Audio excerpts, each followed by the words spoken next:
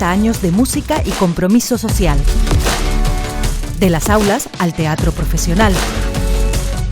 Recordamos a Isaac de Vega y Rafael Arozarena. La luz y el peso de la piedra. El guitarrista tinerfeño en el Festival Canarias Jazz and Más.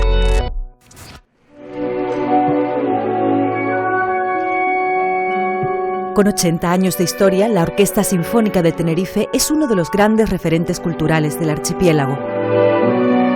Bajo la dirección de Antonio Méndez, su proyecto artístico afronta la reflexión entre el pasado y el futuro de la música sinfónica. Nos lo cuenta el director insular de Cultura del Cabildo de Tenerife. La idea es adaptarse a ese presente, ofrecer esa calidad que la orquesta siempre ha dado a sus interpretaciones, construir los repertorios que permitan la renovación de los públicos, que es algo en lo que ya se está, y yo creo que tiene un grandísimo futuro por delante.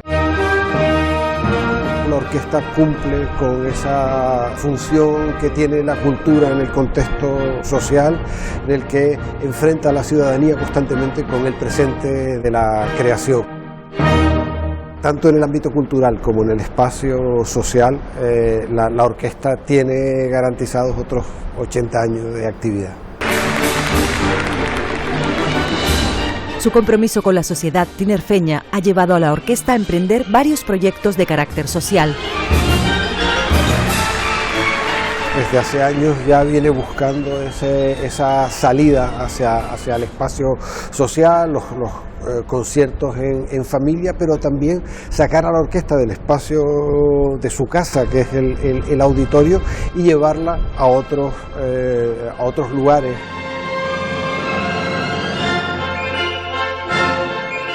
El centro penitenciario, hemos estado en residencias de ancianos, ofreciendo aquello que la orquesta sabe hacer mejor, que es ese repertorio del canon clásico, para continuar esa tarea de diseminación de la música clásica en la sociedad tinerfeña.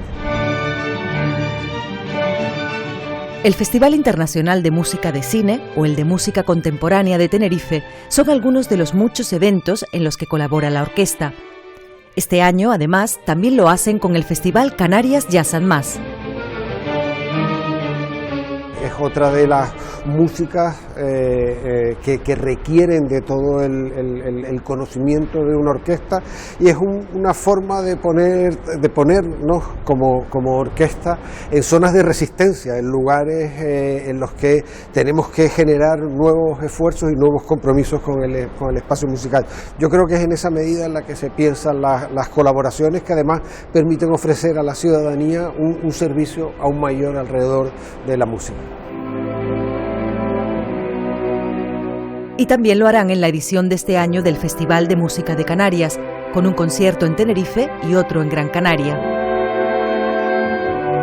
Interpretarán obras de Schubert, Monsalvatche y Beethoven, dirigidas por Fabio Luisi y con Nancy Fabiola Herrera como mezzosoprano.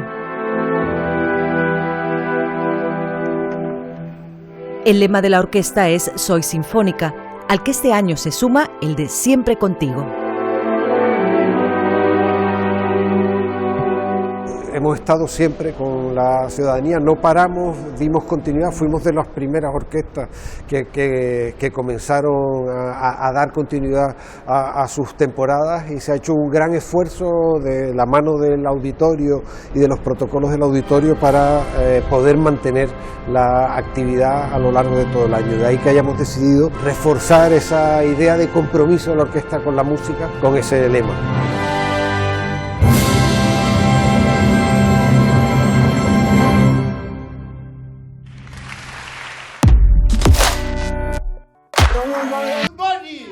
Yo soy el señor Grana Padana y él es Buddy. ¡Un aplauso!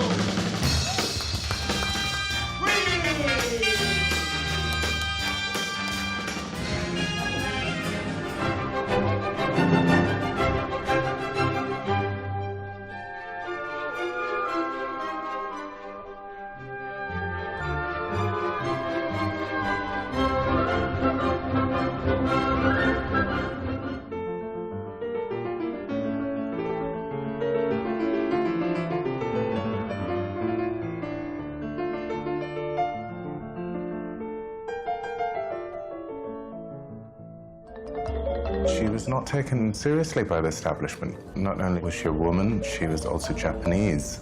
Kusama was creating work of equal importance, yet she wasn't getting the same backing. It was a very difficult time for her. I became so depressed one day. Te pido que guardes este secreto. En 1981, un grupo de profesores y alumnos de la Universidad de La Laguna forma el grupo de teatro Pantelaria. 10 años más tarde dan el salto a la escena profesional y se convierten en la compañía Trois Teatro. Antonio Fumero es ayudante de dirección y encargado de la producción escénica desde sus inicios. Lo mío fue un cortado con uno de los profesores y me preguntó y yo me atreví a decir que sí, sin haber tenido apenas experiencia teatral. ¡Quieto, cabrones! ¡Manos arriba! En la época en la que yo contacté con el grupo, eran los propios profesores que dirigían la compañía quienes en sus clases pues detectaban posibles venas artísticas y te lo ofrecían y tú decidías sí o no. No se equivoque, siempre he odiado a los bárbaros. En estos momentos, la compañía tiene 2 obras en cartelera en el circuito profesional: Bárbaros y Qué hambre, qué sed, qué frío. ¡Bárbaros! ¡Alea yacta es! Hubo un momento en que la compañía, a pesar de estar moviéndose en los circuitos profesionales como amateur, pues empezaron a cerrar las puertas legalmente. Entonces hubo una necesidad.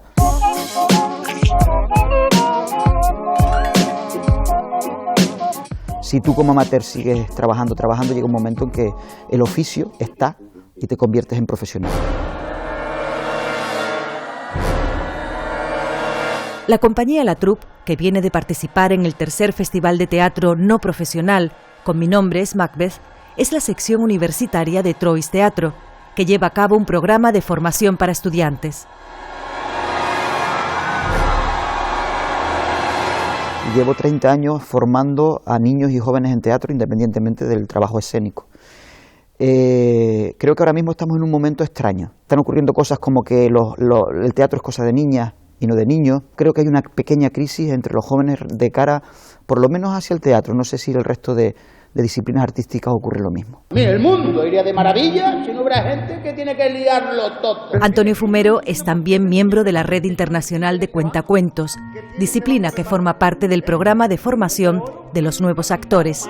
O algo así, o cuando llueve se moja como todos los demás. Yo vengo del teatro y después fui narrador, aunque yo digo que el maestro al final es un actor narrador cuando está en sus clases. Yo si no tomo algo a estas horas me siento fatal. Creo que los cuentos y el teatro son disciplinas diferentes. Así lo lleva demandando la Asociación de Narradores desde hace ya unos años y últimamente se han dado pasos positivos en ese sentido. Levántate, siéntate, habla, cállate, haz esto, haz aquello, haz lo otro. Un narrador puede no tener ninguna experiencia teatral y ser un gran narrador, y un actor con mucha trabajo, con muchos ensayos detrás, puede llegar a contar un cuento y no lo cuenta o no llega igual que lo podría ser un narrador profesional. Pero claro, llegaron los bárbaros y acabaron con todo eso, como han venido haciendo a lo largo de la historia. Unos construyen y otros destruyen. Llamando a motos, ¿te copias?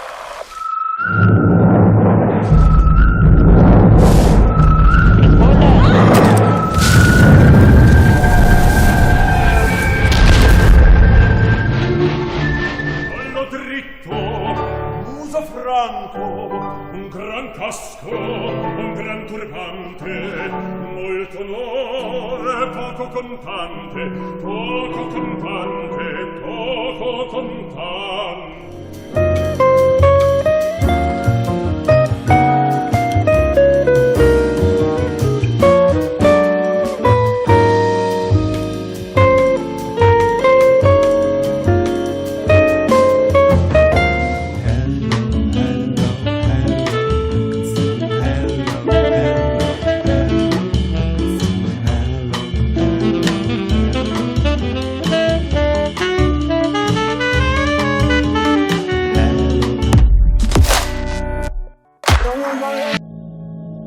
Se cumplen 64 años de la publicación de la novela Fetasa y un siglo del nacimiento de su autor, Isaac de Vega. ¿Dónde ha estado escondido? miembro del grupo fetasiano cuya influencia en la literatura canaria llega hasta nuestros días. El documental Fetasa, El laberinto habitado, rodado en 2006, es una pieza única para conocer la aportación de sus dos principales exponentes, Isaac de Vega y Rafael Arozarena. ¿Y qué es la peritonitis? Una inflamación del peritoneo. El cineasta David Baute es su director. Hace 15 años ya, y hoy en día el documental se sigue viendo, se sigue difundiendo por muchos colegios, institutos, y sigue siendo un legado principal para el mundo de la cultura canaria. ¿No has escrito nada? Ya. Yo no tengo cabeza, eso pasó a la historia. Así que una vez más demuestra que el cine documental no solo es un material que sirve para entretenimiento, sino realmente es un material, un legado que queda ahí para conservar nuestra historia. Tú sigues echando cosas, yo no he podido, pero hace años ya. Nuestro compañero de Cronos en Tenerife, David Beltrán, fue el director de fotografía. A nivel fotografía fuimos buscando un poco la luz que queríamos sobre los fetasianos y encontrar esos movimientos de traveling, de cámara y un poquito de improvisación para que encontrar ese punto de fetasiano. Perro flaco, aquel perro de cal y arena. Con Isaac realmente le costaba mucho más entablar diálogos, sin embargo a nivel visual pudimos trabajar muy bien con él y hay escenas maravillosas, ¿no? Y creo que transmite bastante con sus gestos. Para recrear esos mundos oníricos tuvimos que leer un poquito de literatura sobre el tema de los fetasianos y poder también localizar y buscar unos sitios y unos rincones donde se explicara un poquito ese mundo. Los brazos en alto como en los fusilamientos de Goya. Una veintena de entrevistas y muchas horas de rodaje con los dos protagonistas, condensadas en los 50 minutos de un documento ya histórico. Unidos recogimos mucho polvo, contemplamos los paisajes. Íbamos a sus rincones, a sus espacios, pudimos trabajar en entrevistas largas con ellos y realmente andar en la relación que ellos tenían con el mundo de Fetasia y con los entrevistados. Y se nos hizo muy bien y además creo que es otro hilo conductor muy importante en la película. Está Rafael Arozarena y Isaac de Vega por un lado y están todos estos entrevistados que realmente hacen que la película funcione mucho mejor. Devaluó completamente toda la cosa social que te rodeaba. Ahí queda todo un material, todo un registro, que es lo bueno también de los documentales, de sabiduría sobre la cultura canaria, sobre la literatura y sobre todo sobre Fetasa. No me acuerdo de mis obras. Todo eso está borrado con el mente. Ya mi vida está borrada de mí, yo no me acuerdo de nada. Yo voy a acumular objetos, sensaciones, emociones, sueños para usarlos en la vejez.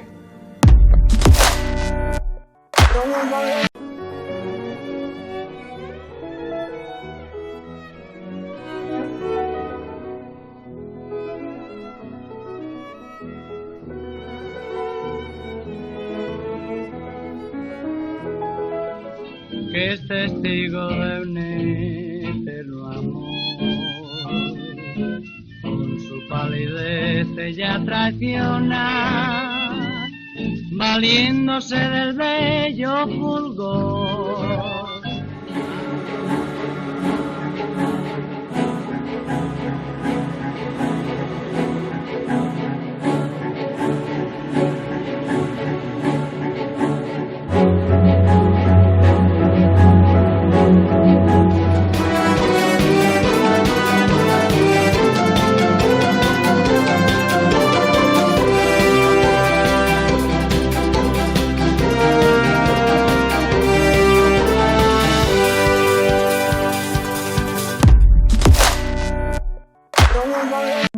Tras graduarse en Bellas Artes, Noemí Arrocha Reyes viajó a Italia para realizar estudios de restauración pictórica, pero el acercamiento al trabajo con la piedra hizo que cambiara de rumbo y se diplomara en escultura en la Academia de Bellas Artes de Carrara.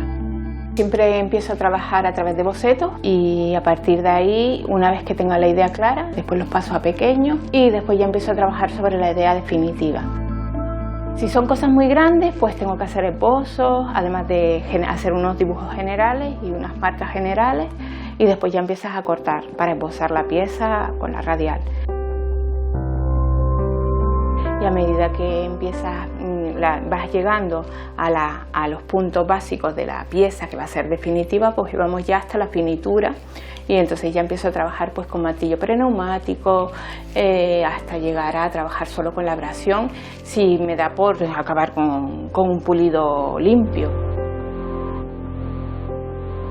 El Centro de Artes Plásticas del Cabildo de Gran Canaria acoge su exposición de Flexión-Reflexión, una serie de obras realizadas siguiendo las teorías de Rudolf Virchow.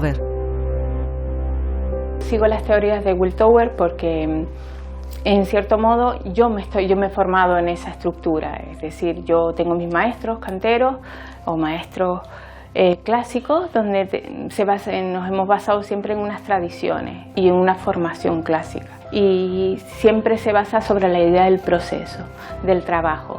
Llegas hasta el final o la perfección llega a través del trabajo. El título de la muestra hace referencia al juego de luces y sombras que plantea Rocha en sus piezas. Las sombras las utilizo como una forma de integrar la escultura con la pintura. La referencia es el plano es la sombra, pero también es un elemento que envuelve a toda la obra. No solo es una luz que se proyecta, sino una luz que complementa toda la obra y a todas las piezas dentro de la sala, como si fueran un todo. Las luces también son fundamentales porque las piezas son todas como muy ligeras y están trabajadas con mucha transparencia. Entonces crea un efecto de volátil, de ligero, que es fundamental que la luz, al reflejarla en la pieza, pues crea ese efecto de delicadeza que no está asociado a la piedra. Es la idea de lo real y lo irreal.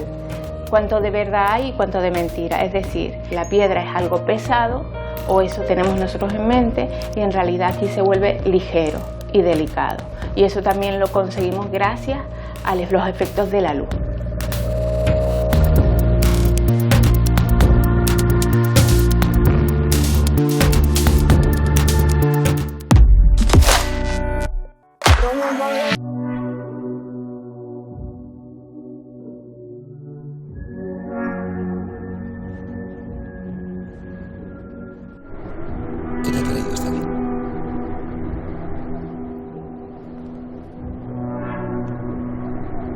Los insectos.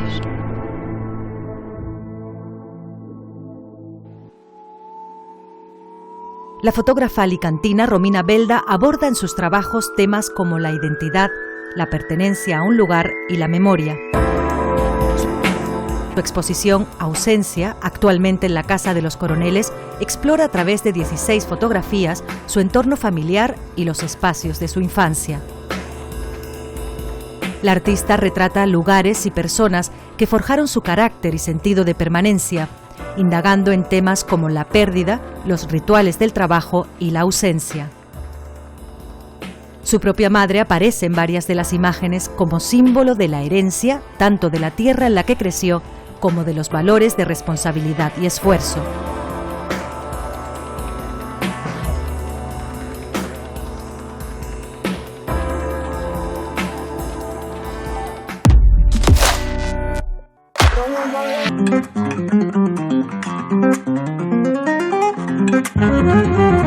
Guitarrista por herencia familiar, este músico tinerfeño es uno de los talentos canarios que participan en la edición de este año del Festival Canarias Jazz and Más. Ni siquiera recuerdo cuándo fue la primera vez que cogí el instrumento, o sea, fue como algo súper natural y algo que se me vino dado de alguna manera. Entonces por eso siempre digo que es como una especie de flechazo.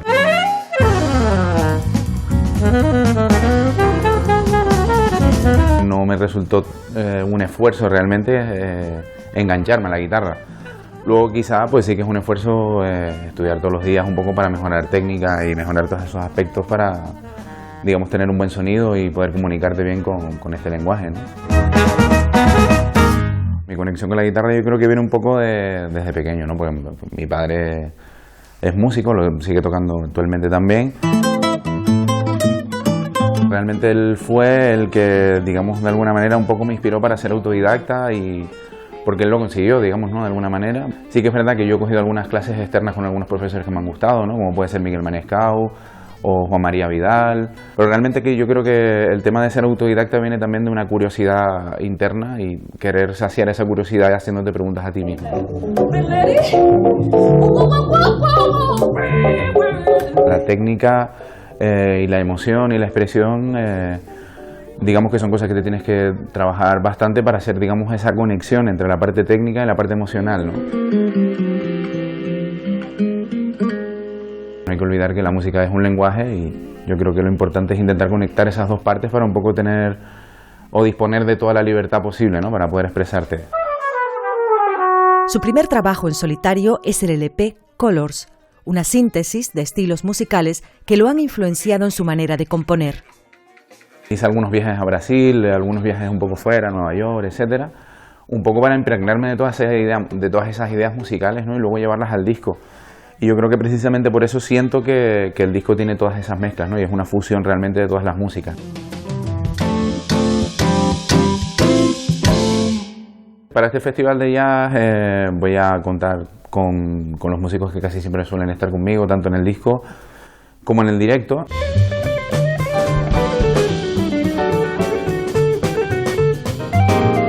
Voy a tener una suerte increíble, va a estar ahí Ruimán Martín en el contrabajo, va a estar Kevin Díaz en los pianos, va a estar Norberto Ortega, que es de mis saxofonistas favoritos, y va a estar también Akior García en la batería. O sea que yo creo que va a ser un equipazo y va a ser un concierto lindo.